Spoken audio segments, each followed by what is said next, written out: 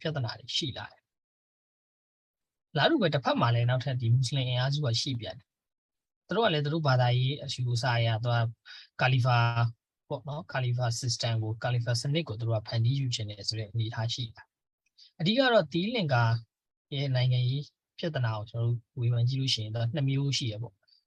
လွန်ခဲ့တဲ့ကာလမှာဖြစ်ခဲ့တဲ့ပြဿနာရဲ့အခုလက်ရှိဝန်းကျင်မှာဖြစ်နေတဲ့ပြဿနာရဲ့လွန်ခဲ့တဲ့ကာလကိုကျွန်တော်တို့ကြည့်လို့ရှိရင်လွန်ခဲ့တဲ့နှစ်20 30ဝန်းကျင်ကြည့်ကိုပြန်သွားလို့ရတယ်ပေါ့အဓိကအဲ့မှာဖြစ်တဲ့ပြဿနာကတော့တမီလူမျိုးတွေနဲ့ဒီ Sinhalese လူမျိုးတွေရဲ့ကြားပြဿနာဆိုလိုတာကဒီ Federal ကိစ္စပေါ့တမီတွေကသူတို့ရဲ့ကိုယ်ပိုင်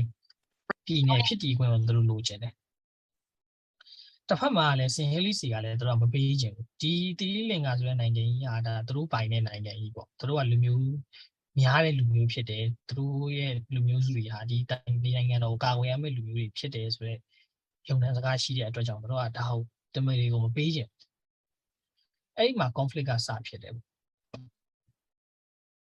ဆိုအဲ့မှာကျွန်တော်တို့ဒီကပြောရမယ်ဆိုလို့ရှိရင်ဒီ Sinhalese nationalism ကိုစပြောရမယ်ကျွန်တော်ခုနပြောခဲ့တဲ့ဒီလန်ကာကိုသွားပါဒီလန်ကာကိုကာကွယ်ပါအဲ့ကာကွယ်တဲ့လူမျိုးစုက Sinhalese ဖြစ်တယ်ပေါ့ဗုဒ္ဓဘာသာကိုကပေါင်း9000ကျော်ကြည့်သူတို့ဟာကာကွယ်ရမယ့်တာဝန်ရှိတယ်ဆိုတော့သူတို့ရဲ့ခြုံတန်းပုံမြင်တစ်ခုရှိတယ်ပေါ့အဲ့ဟောသူကလက်ခံယုံကြည်ကြဆိုဒီကိုလိုနီယယ်ကာလမှာဗြိတိရှတွေကဒီတမီတွေကိုသူတို့ကမျက်နှာသာပေးတယ်သူတို့မှလည်းသူတို့အကြောင်းတရားနဲ့သူတို့မျက်နှာပေးတဲ့အကြောင်းတရားရှိပါလိမ့်မယ်ဆိုအဲ့လိုဖြစ်တဲ့အခါမှာဒီလူများစုဖြစ်တဲ့ Sinhalese တွေကသူတို့ကဘယ်လိုခံစားရလဲဆိုတော့သူတို့ကိုတမီတွေကနေတဆင့်ဒီ British တွေကကိုလိုနီပြုတ်ပါတယ်ဆိုတော့အမြင်မျိုးသူတို့မှရှိလာတယ်အဲ့လိုရှိလာတဲ့အခါဒီ1958မှာဒီ anti Tamil program ဆိုတာစဖြစ်တယ်ဗုဒ္ဓဘာသာဒီတီလင်္ကာဗုဒ္ဓဘာသာဘုန်းကြီးတွေကနေဥဆောင်ပြီးတော့ဒီတမီလူမျိုး1500ကိုသွားပြီးတော့တိုက်ခိုက်တပ်ဖြတ်ခဲ့ကြတယ်အဲ့ဒီဟာကိုတုံ့ပြန်တဲ့အနေနဲ့ဒီတမီတွေကသူတို့ရဲ့လွတ်လပ်တဲ့တမီနိုင်ငံတော်ကိုတည်ထောင်မယ်ဆိုတဲ့အယူဝါဒကပြန်ပြီးတော့ခေတ်စားလာတယ်တမီတွေရှိပါ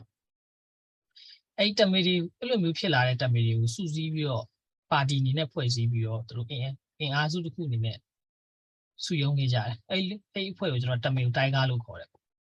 ဆိုသူတို့ရဲ့အဓိက ideology ကကျွန်တော်တို့ဒီအိန္ဒိယမှာရှိတဲ့တမီနာဒူမှာရှိတဲ့ Dravidian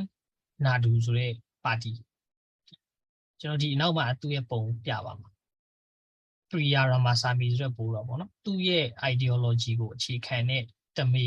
အမျိုးသားလွတ်မြောက်ရေးအင်အားစုတွေကခေတ်စားလာဆိုအဲ့ဒီမှာပဲဒီတမီနဲ့ Sinhalese နဲ့ဖြစ်တဲ့ပြဿနာကနှစ်ပေါင်း20 30အဝန်းကျင်အနည်းဆုံးကြာခဲ့ဒါပေမဲ့အဲ့ဒီပြဿနာလေးဖြေရှင်းပြီးသွားတဲ့အခါမှာတီလင်္ကာမှာနောက်ထပ်ပြဿနာတစ်ခုထပ်ဖြစ်တယ်ဘာလို့ဖြစ်တာလဲဆိုတော့သူတို့ရဲ့ mind ဒီ Sinhalese ရဲ့ mindset ကဒီထေရဝါဒဗုဒ္ဓသာသနာကိုသူတို့ကာကွယ်ရမယ်ဆိုတဲ့ခေါင်းစဉ်အောက်ကနေသူတို့ကဗုဒ္ဓဘာသာမဟုတ်တဲ့ဘာသာတိုင်းကိုသူတို့ဒေသမှာမရှိတဲ့ဘာသာတရားလို့သူကခံယူထားတယ်အဲ့လိုဖြစ်တဲ့အခါဒီခရီးယန်ဦးစားပေးတဲ့တမီတွေနဲ့လည်းပြဿနာတက်တယ်တစ်ဖက်မှာဒီ Sinhalese ရပဲဖြစ်ရင်ဖြစ်မယ်ဒါမှမဟုတ်တခြားလူမျိုးစုတွေရပဲဖြစ်မယ်တမီတွေကလည်းဖြစ်နိုင်တယ်အဲ့ဒီမှာရှိတဲ့ဒီမွတ်စ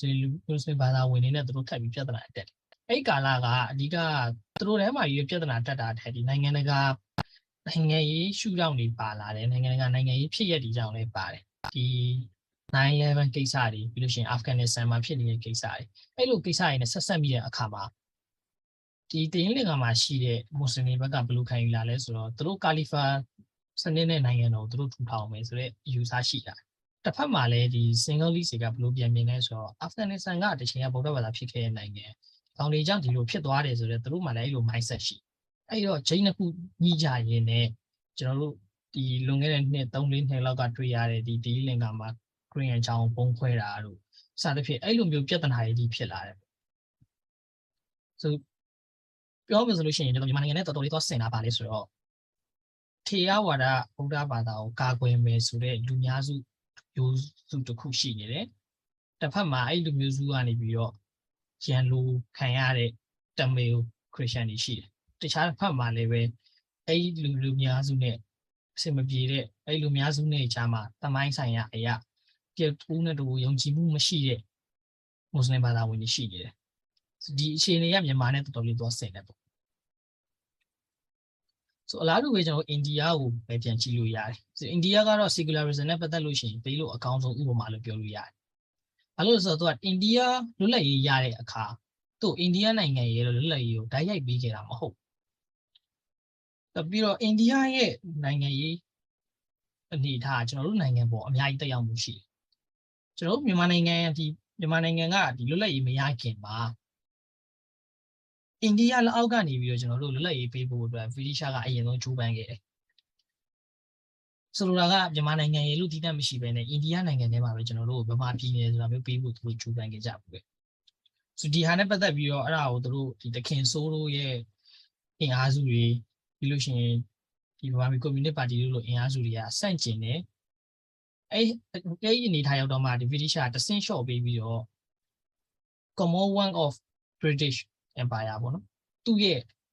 အောက်မှာရှိတဲ့ဒီ Commonwealth နိုင်ငံတစ်ခုအနေနဲ့သူတို့ကသတ်မှတ်မယ်ဆိုပြီးထပ်လုပ်တယ်အဲ့ဒါကိုလည်းဒီအင်အားစုတွေကဆက်ပြီးတော့ဝေဖန်တိုက်ခိုက်တဲ့အခါနောက်ဆုံးကျတော့မှမပေးခြင်းနဲ့ဒီလွတ်လပ်ရေးကိုပေးခဲ့တာပေါ့ဆိုဒါကအိန္ဒိယနိုင်ငံရဲ့ politics ကမြန်မာနိုင်ငံကိုဘယ်လောက်ထိလွှမ်းမိုးနိုင်လဲဆိုတော့အဲ့ဥပမာပေါ့နော်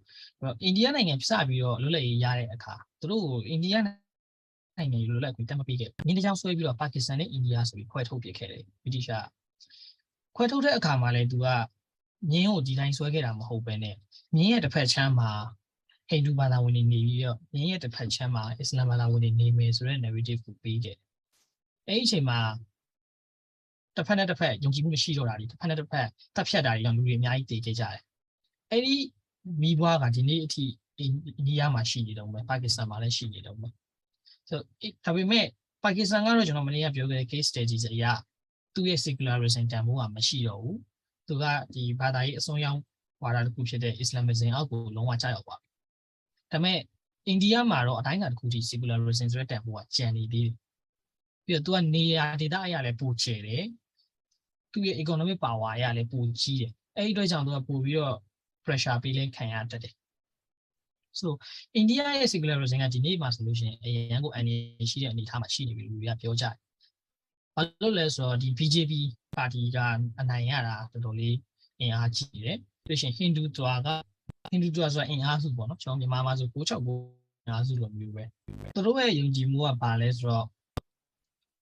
သူတို့ဒီအိန္ဒိယကိုဒီသူတို့ကမွတ်စလင်တွေကိုခွဲပေးလိုက်ရတယ်ဆိုတဲ့အယူဆလည်းသူတို့မှာရှိတယ်လို့မျိုးပဲတခြားသောကိစ္စတွေမှာလည်းဒီ